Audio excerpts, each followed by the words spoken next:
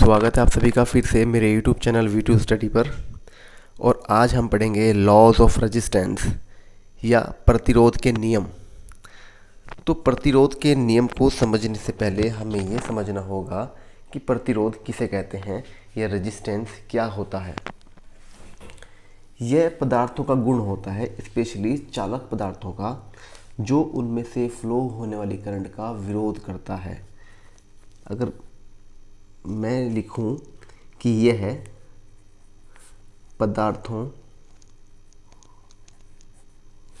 का एक ऐसा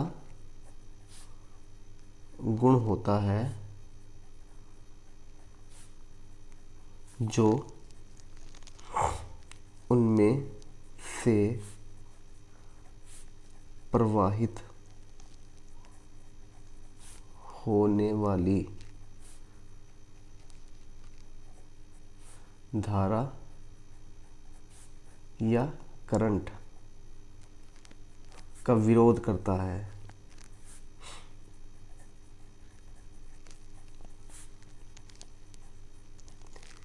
ये एक गुण होता है चालक पदार्थों का जो उनमें से फ्लो होने वाली करंट का विरोध करता है। ऐसे मटेरियल, अब मैं ऐसे भी बता सकता हूँ कि ऐसे मटेरियल जिनका रेजिस्टेंस कम होता है, उनमें से करंट ज़्यादा फ्लो होती है। और ऐसे मटेरियल जिनका रेजिस्टेंस अधिक होता है, उनमें करंट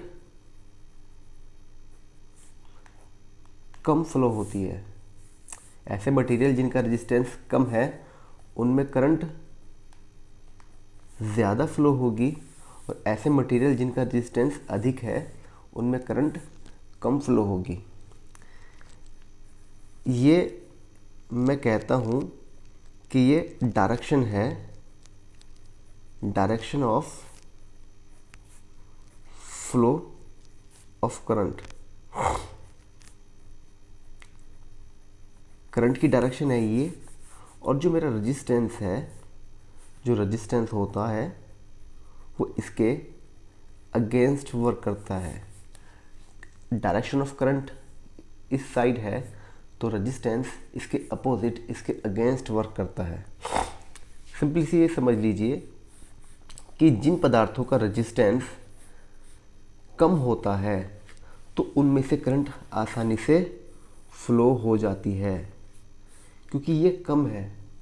और ऐसे पदार्थों को हम कहते हैं सुचालक पदार्थ। यानी ऐसे पदार्थ जिनका प्रतिरोध या रेजिस्टेंस कम होता है, उनमें करंट या धारा आसानी से प्रवाहित हो जाती है।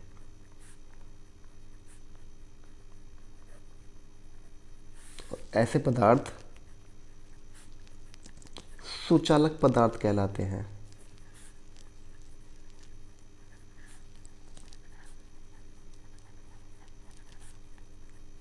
जैसे कॉपर, एल्यूमिनियम, सिल्वर इत्यादि। इनका जो रेजिस्टेंस होता है वो बहुत कम होता है। यही कारण होता है कि उनमें करंट ज़्यादा फ्लो होती है। और ऐसे पदार्थ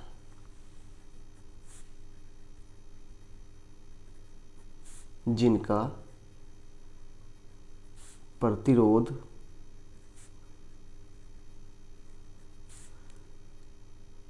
अधिक होता है,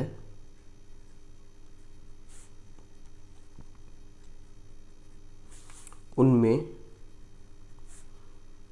करंट कम प्रवाहित होती है।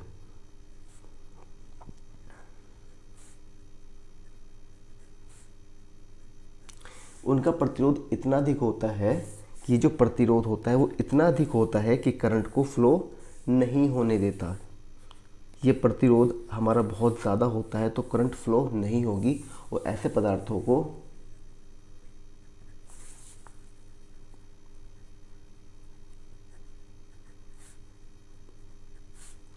कुछ चालक पदार्थ कहते हैं, जिनमें से करंट प्रवाहित नहीं होती।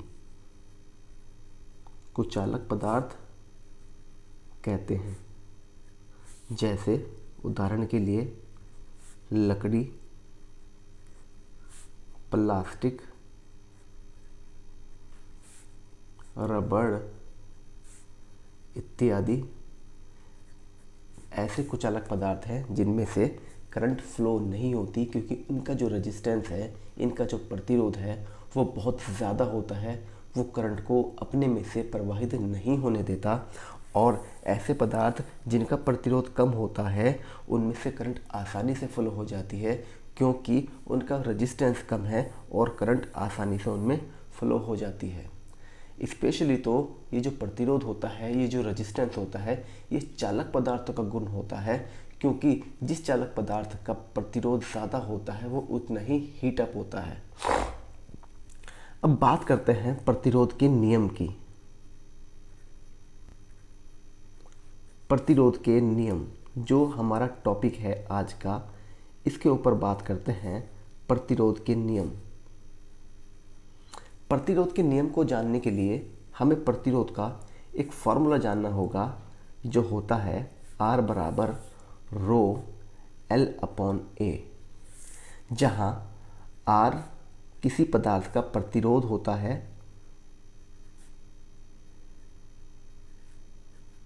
जिसे रेजिस्टेंस कहते हैं। इसका मात्रक होता है ओम।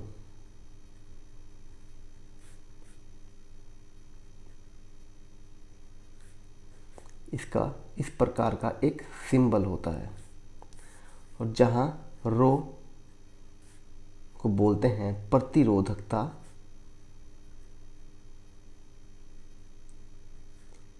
या रेजिस्टिविटी, इसका मात्रक होता है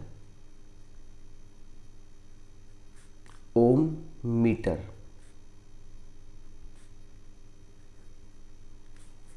एल चालक पदार्थ की लंबाई, चालक पदार्थ की लंबाई मीटर मात्रक में, और ए अनुप्रस्थ काट का क्षेत्रफल, अनुप्रस्थ काट का क्षेत्रफल, इसका मात्रक होता है मीटर स्क्वायर। सपोज कीजिए मेरे पास ये एक चालक पदार्थ है जिसकी लंबाई L मीटर है,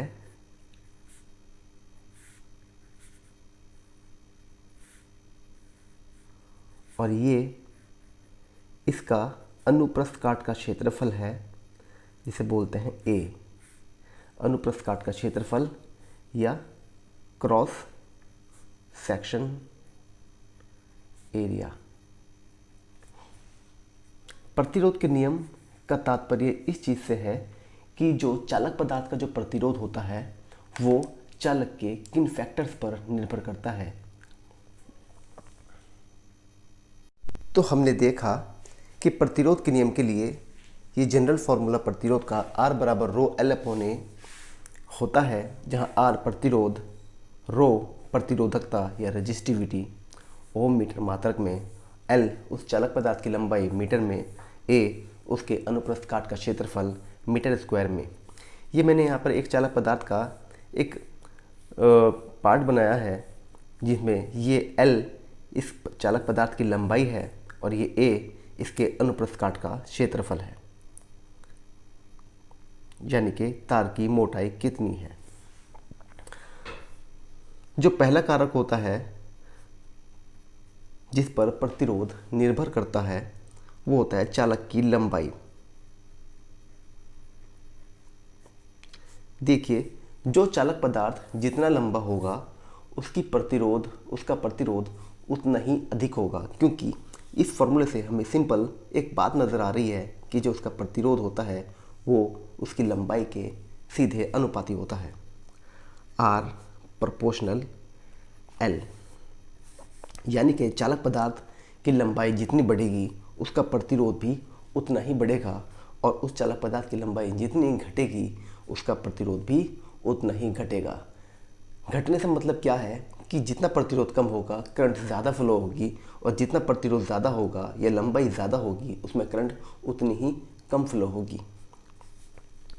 आप एक एग्जांपल ले लीजिए अपने मोबाइल के बैटरी चार्जर का, जिससे आप अपना मोबाइल चार्ज करते हैं। सपोज़ कीजिए ये आपके मोबाइल की चार्जर है, बैटरी चार्जर,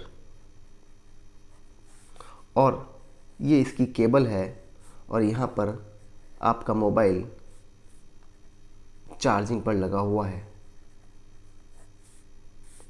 ये केबल, ये जो वायर है, ये जितनी अधिक लंबी होगी उसका प्रतिरोध उतना ही ज़्यादा होगा, और जितना प्रतिरोध ज़्यादा होगा इसमें करंट उतनी ही कम फ्लो होगी, और करंट कम फ्लो होगी तो मोबाइल चार्ज होने में समय अधिक लगेगा।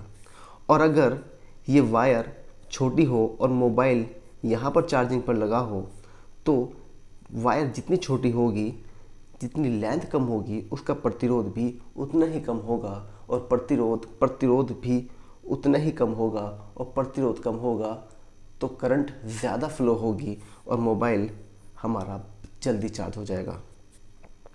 सिंपल सी बात समझिए, अधिक लंबी तार का जो प्रतिरोध होता है वो अधिक होता है और छोटी तार का प्रतिरोध कम होता है। नंबर 2,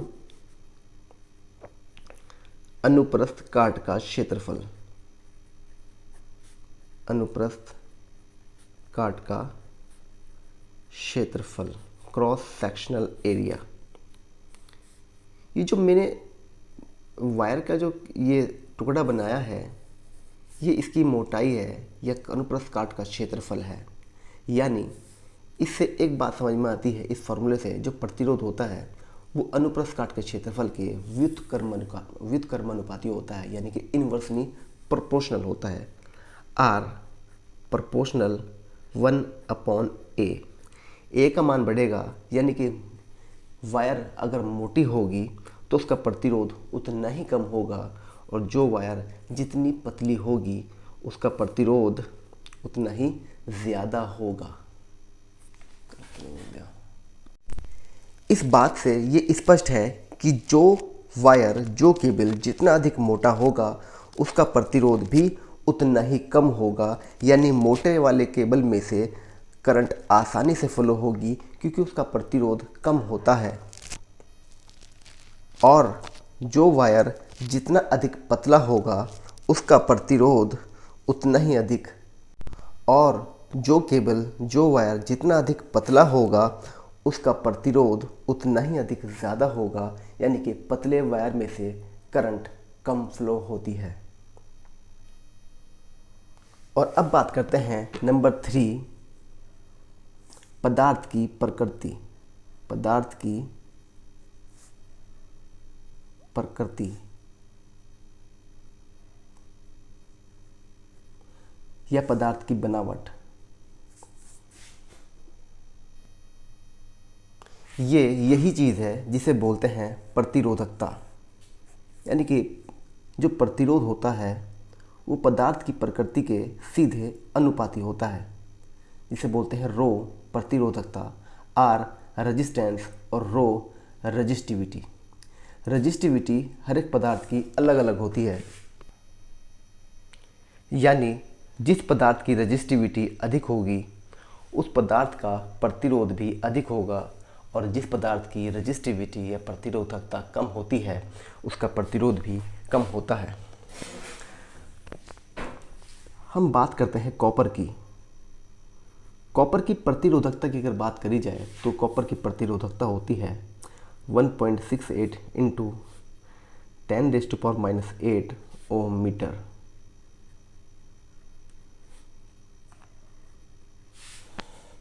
और बात करें एल्यूमिनियम की तो एल्यूमिनियम की जो प्रतिरोधकता होती है वो 2.65 इंटू 10⁻⁻8 ओम मीटर। और अब बात करें अगर सिल्वर की, चांदी की, तो इसकी प्रतिरोधकता होती है 1.59 इंटू 10⁻⁻8 ओम मीटर।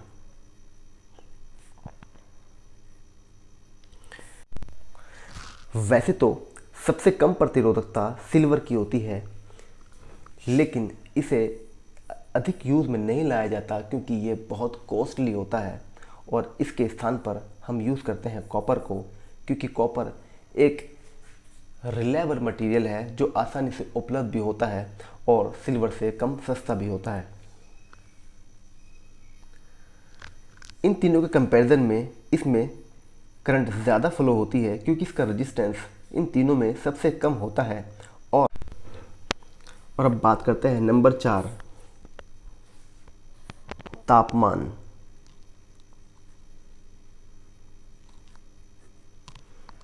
तापमान का चालक पदार्थों पर सबसे अधिक प्रभाव पड़ता है। किसी चालक का रेजिस्टेंस, प्रतिरोध, उसके तापक्रम पर, उसके तापमान पर सीधे अनुपाती होता है। यानी कि जो प्रतिरोध होता है वो सीधे टेम्परेचर के अनुपात होता है। यदि टेम्परेचर बढ़ेगा तो रेजिस्टेंस भी बढ़ेगा और टेम्परेचर यदि घटता है तो उसका रेजिस्टेंस भी घटता है। और शुद्ध धातु का जो रेजिस्टेंस होता है, शुद्ध धातुओं का जो रेजिस्टेंस होता है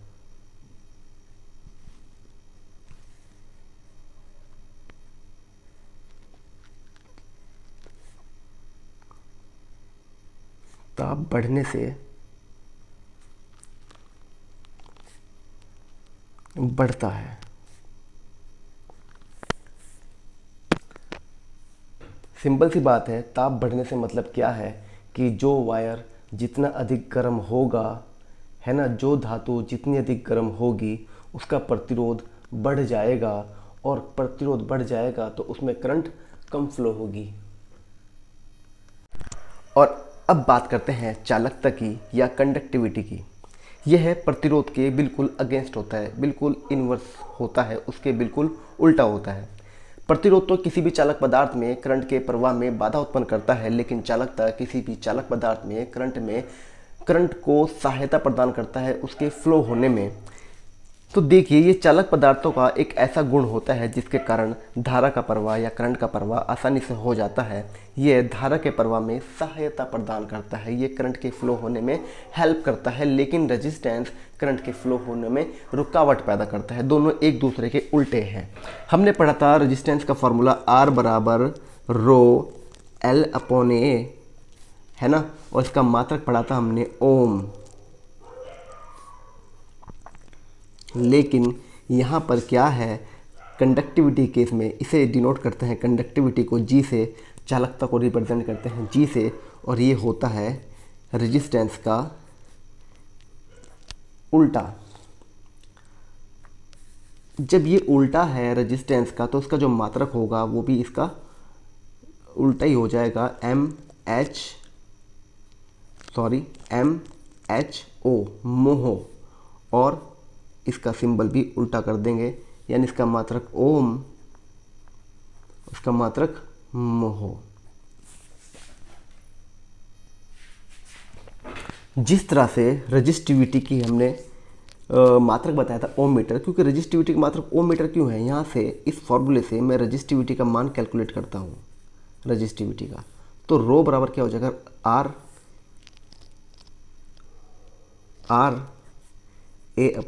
RA/L। R का मात्रक क्या है, मात्रक की अगर बात करी जाए, R का मात्रक क्या है, ओम, इसका मात्रक क्या हो जाएगा, metre square, upon metre, metre से 1 मीटर कैंसिल होगा, तो जो प्रतिरोधकता की जो इकाई होती है वो होती है ओम मीटर। ये क्यों बता रहा हूँ? क्योंकि मुझे यहाँ पर कंडक्टेंस की इकाई जाननी है। क्योंकि G बराबर यहाँ पर 1/R है, तो G को अगर मैं इस फॉर्मूले की फॉर्म में लिखूँ तो G बराबर क्या हो जाएगा, रो A/L, A/L। लेकिन यहाँ पर हम रो नहीं लेते, क्योंकि रो तो रजिस्टिविटी होती है। हम यहाँ पर रो नहीं लेंगे, हम यहाँ पर एक अलग सिंबल लेंगे जिसे कहते हैं सिग्मा। G बराबर सिग्मा A/L। ठीक है, ये सिग्मा क्या है? इस सिग्मा को बोलते हैं हम कंडक्टिविटी या चालकता।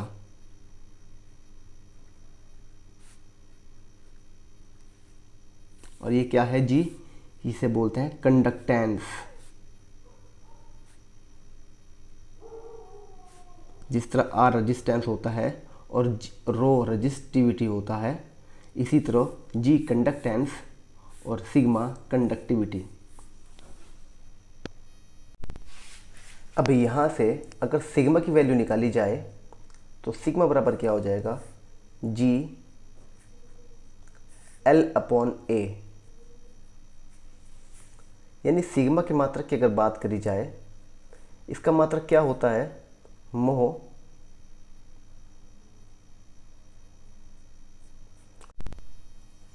अब अगर कंडक्टिविटी की मात्रक हमें जानना हो तो कंडक्टिविटी की मात्रक के लिए मुझे यहाँ से कंडक्टिविटी के इनके मात्रक लिखने पड़ेंगे।